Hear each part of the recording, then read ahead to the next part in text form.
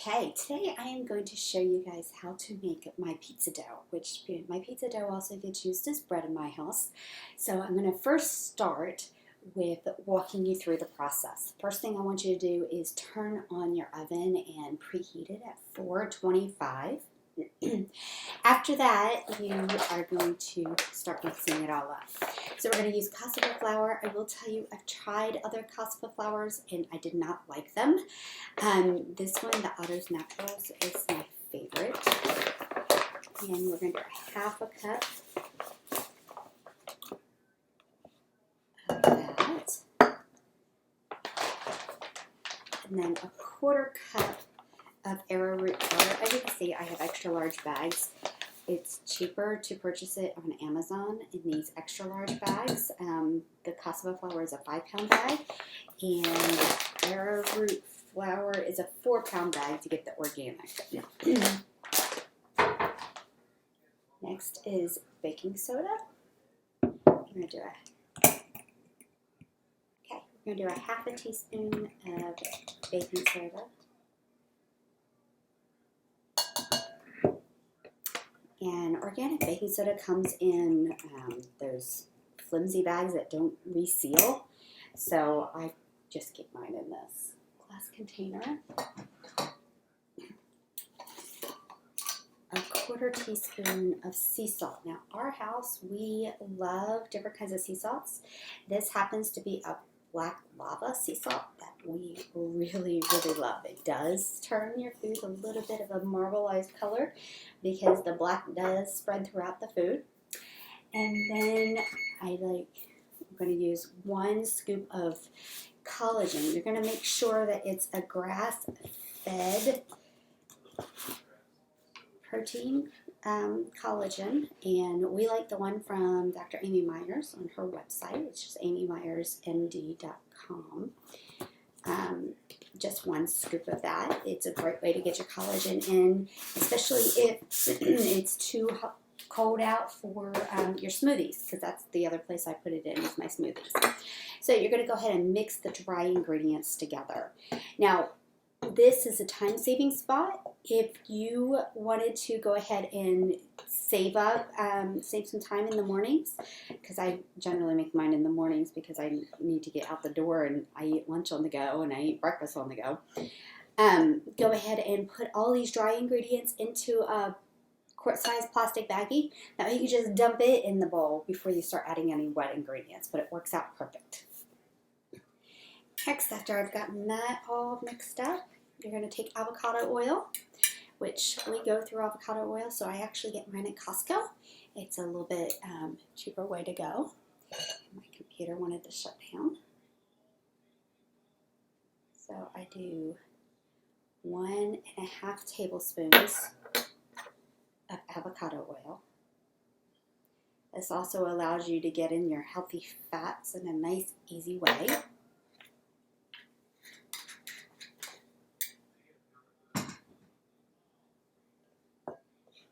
Then I mix this in really well first before I add the water.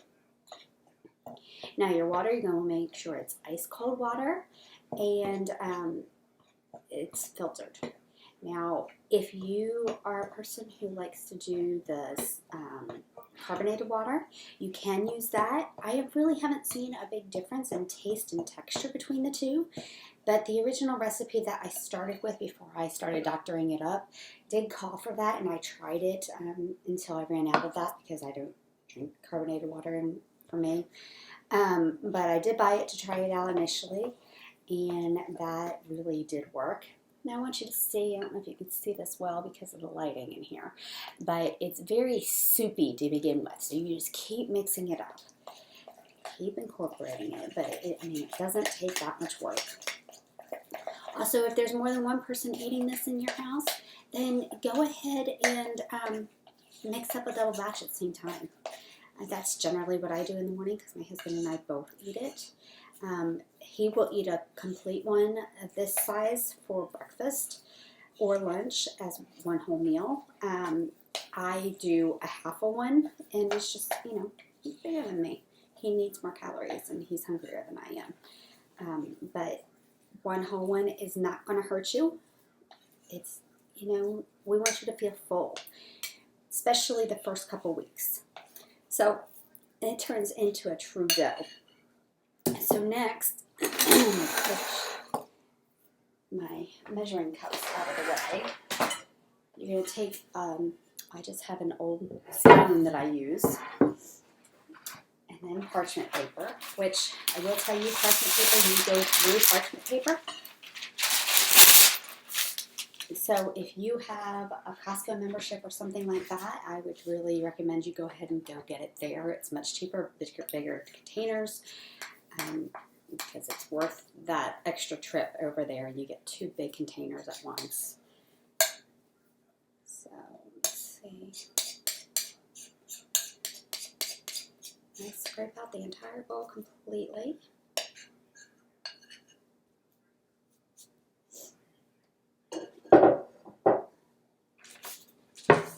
Now this is my dough. It's a blob.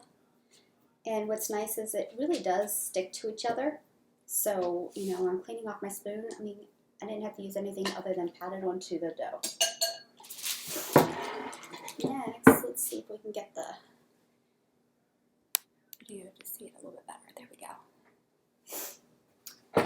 Okay, so now this is the piece that's so important, otherwise you're going to have a hard time spreading out your dough, is take saran wrap, plastic wrap, and this is another thing that I go through quite a bit of, so I get it again at Costco.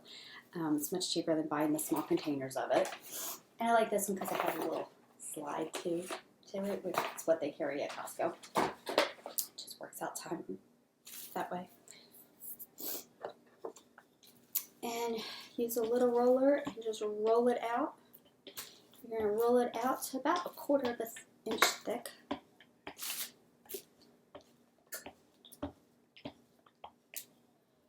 And of course, whatever shape you want. This one's going to be bread.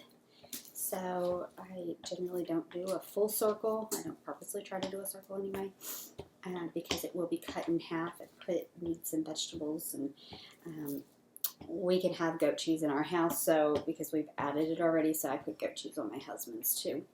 I said a little extra. So then I just pull it off. This, if you're going to make a second one without just doing a double batch, is 1, because you can fit a double batch onto the entire stone. But if you're doing a second one with doing it on its own, like if you're going to do pizzas, I probably wouldn't do a double batch. I'd probably do each individual one, so that way you can put on whatever you want toppings-wise for each person. But you can save this and reuse it. If not, throw it away and get rid of it. And then we're going to go ahead and put it in the oven. So I will be back once it's pulled out. Okay, so after being in the oven for 20 minutes, we now have our dough. The thing is that if it's going to be a pizza, then go ahead and pull it out after 15 minutes. Put your toppings on. Some of the toppings that we like is the breakfast sausage that we make on Sunday this week is a crumble. We take the leftovers of that and sprinkle it on. You can add different vegetables on it. You can add whatever meat you want, whatever leftover meats. There's several different recipes of different types of sauces you can make. There's a no-mayo sauce out there. Personally, I haven't found one that we like in our house yet. There's also barbecue sauces that you can make. There's a great one in the Healing Kitchen cookbook that Kelly actually just used last night, and she shared a picture on Facebook and said it was really good. My husband really likes guacamole on it, so be creative. Don't feel like you can't have pizza. You can just add a bunch of different vegetables onto it, whatever meats, bacon. Add extra avocados on stuff so you can get your extra healthy fats as you're going along. But if you're going to do it as a sandwich, which is what this one will do, leave it in the oven for a full 20 minutes. I love it because the parchment paper doesn't get super hot, so I can carry it over without having to carry my stove all over the place, the kitchen. So just slide it off and throw that away. I have this great little cookie sheet that I think I got at the dollar store one year. but it has the slots in it, so that way I can kind of follow it along to cut it evenly. So that way I can kind of cut it in half for it to be more of a sandwich. So I'm going to cut it. And the edges are definitely going to be crunchy, but then the inside is more of a doughy consistency. But this is what it looks like. So it's kind of like a pita bread, maybe you might want to call it. But then I just turn it over and I put the meats and vegetables, and I usually do mustard on his or guacamole. We have been doing this for quite some time, so we have reintroduced goat cheese. Goat cheese is the easiest on your digestive system. So goat milk is. So we have reintroduced that. So he does get goat milk cheese on his sandwiches most days. But that's really it. Nice and simple. If you have any problems with it, let me know. Of course, keep in mind everybody's oven is slightly different. So yes, my oven, I put it in when it's bread, going to be a full 20 minutes, but yours might be less, yours might be more. So I would go ahead and play with the time to really watch it. But you'll know because the edges will be kind of on the harder side, but then the center will still be nice and pliable still, but yet it's not completely doughy. I hope you enjoy it. We love it here and we make it almost every day. So I hope you enjoy it and makes it feel like you're not eating something that's out of the ordinary every day. That AIP can make you feel like you're a normal person eating normal foods. Have a great one, guys.